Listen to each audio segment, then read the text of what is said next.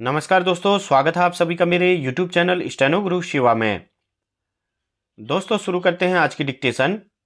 गति लेखन अभ्यास संख्या 114। गति 80 शब्द प्रति मिनट। स्टार्ट। भारत जैसे कृषि प्रधान देश में किसान बदहाली का जीवन जीने को अभिशप्त हैं।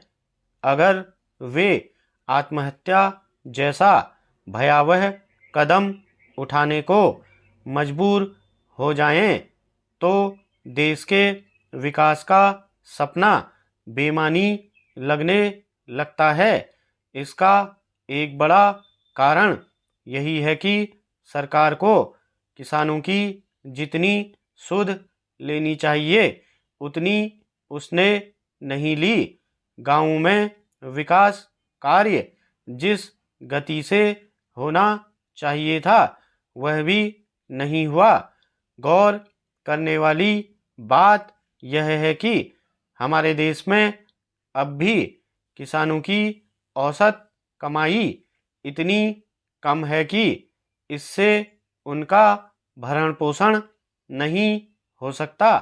सरकार के दावों के बावजूद देश के किसानों की हालत में कोई सुधार नहीं दिख रहा है।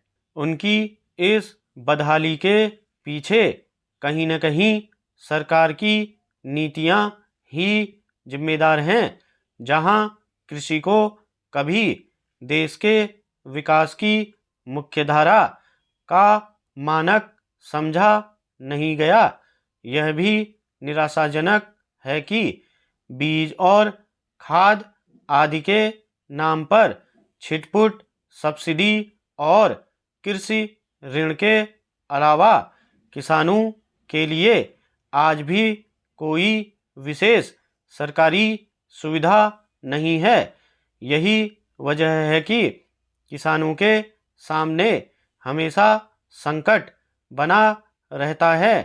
प्राकृतिक आपदा या अन्य किसी कारण से फसल बर्बाद हो गई तो खेती के लिए लिया गया कर्ज न चुका पाने के कारण किसानों के सामने रोटी के भी लाले पड़ जाते हैं और यह निराशा आत्महत्या तक ले जाती है।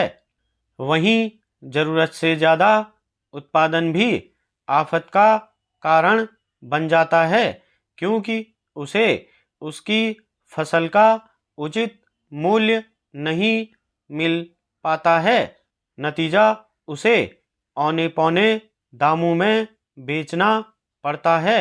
यदि किसान का उत्पादन अधिक हो जाए तो भी सरकार हाथ खड़े कर देती है और कम रहे तब भी सरकार परेशान हो जाती है। भारत में तकरीबन 60% आबादी कृषि से जुड़ी है।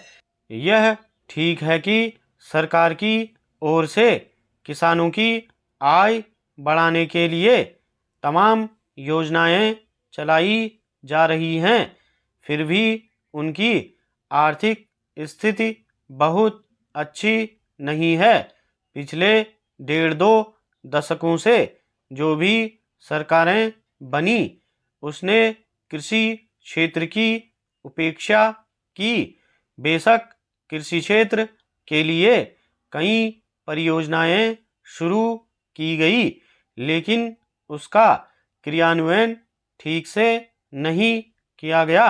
भारत में किसान कितनी मुश्किलों से गुजर रहे हैं, यह जानने के लिए किसी अध्ययन या शोध की जरूरत सरकार को नहीं होनी चाहिए।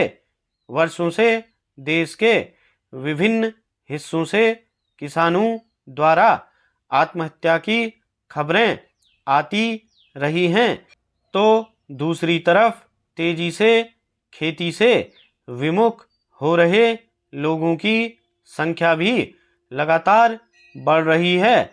इन हालात में खासकर बेलगाम आबादी पर मंडराते खाद्यान्न संकट के मद्देनजर सरकार एक और हरित क्रांति की जरूरत पर जोर दे रही है।